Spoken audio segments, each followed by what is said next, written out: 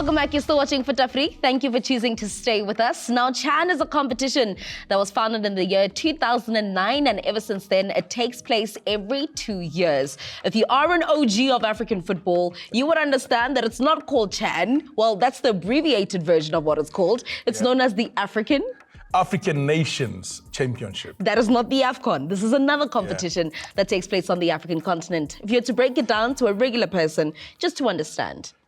It's a tournament for Beneplus, or locally based players. There we go. So to speak. So if a player plays for Pirates and is based in South Africa, which is a South African player, they will play in a CHAN tournament. But if you play for Pirates, but you're coming from outside of South Africa, you can't really play for your country in a CHAN tournament. The benefits of this competition, also, is there an age cutoff with the players that can play within it? It doesn't have an age gap, so anybody can play in a competition. As long as you are locally based, you can feature in a competition. It is also... So against Mfundo Vilakazi going? Yes, easily. That can happen. I think this is what you need to be doing. You need to bring the youngsters. Take the young ones. The youngsters, you look into the players you want to bring into the Bafana fold, who have never made the 23 final squad for matches. Like, for example, if you sit down and say the 38 players were selected for Bafana for a prelim squad, let's look at the 15 that never made the cut. How many of those are based here? Let's take those and put into the squad. Let's look at the under 23 players that played, bring those into the squad. Let's look at under 20 team players that are playing. So make it like a youth competition. It is. Give them a taste of AFCON. It's exactly, we're talking about Camara. And we're talking about his praises for how well he did for Senegal in 2023, how he eventually became a star player. In fact, in 2020, 2022, eventually became part of the World Cup squad. Best player at the CHAN tournament, went on to be part of the World Cup squad. Then where did he go after that? He got signed? FC Met. There we go. So this is what the tournament should be used for. Well, it's going to be interesting while we're talking about it, but it's also because it's part of the trivia question this week. So let me give it to you. We want to know from you that even though Senegal are the reigning champions of the CHAN tournament, which nation is the most successful within the competitions? It's fastest fingers first. Send through your answers. Use that hashtag, the only one that matters. It's hashtag Fut-Afrique. I'm excited about it. It's going to Kenya. What does this do for their football? Huge. Because then you're able to test your facilities against the best in the world. Because when teams come into play at your country, in your own backyard, everybody's going to be able to see what is happening. Has the government been able to give those guarantees? Yes, they have. So have been able to stick to the timeline that CAF has given you.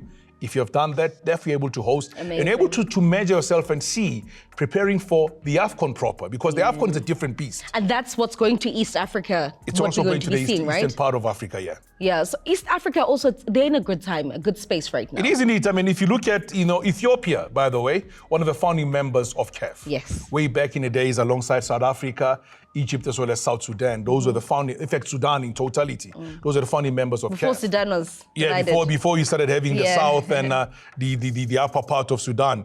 Beautiful country. I've actually been there. Really? We actually covered a match for Bafana. So the last time Ethiopia hosted the AFCON tournament was in 1976. Okay. So it's been a while since we've returned. So it's going back home. It's going back home. So it's very good to actually see that going back to the East, and also is reward for the Eastern countries because they've done very well of late. They've really done well, and it's not just necessarily within the clubs, within the national teams, but also within the clubs. National team almost broke our hearts as South Africa. Uganda did really well. Ethiopia is on the rise. And when it comes to the CAF club competitions, they're also doing fairly well. Even also, you saw an Ethiopian team qualifying for the CAF Women's Champions League as well. So it is indeed massive growth around that area.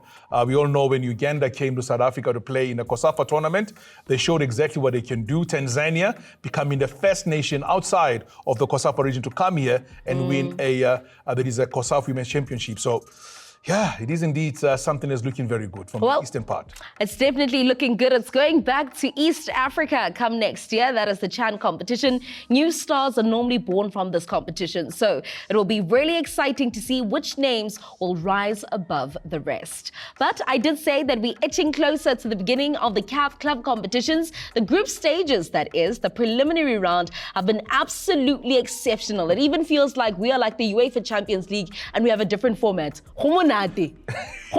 Busy.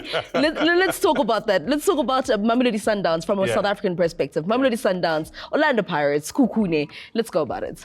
Let's talk about Mamelodi Sundowns first of all. They played their home game At home. Because it was an away game, but they played because at home facilities. because facilities in Eswatini. That for me is the biggest thing because home matches mean you have the advantage. So Eswatini team playing in South Africa means they've lost the advantage. Yes. Played against Sundowns team.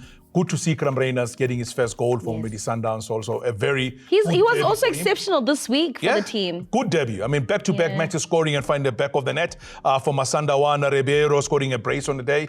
Musa Libusa returning to We need to learn Portuguese, by the way. Yeah, it was indeed.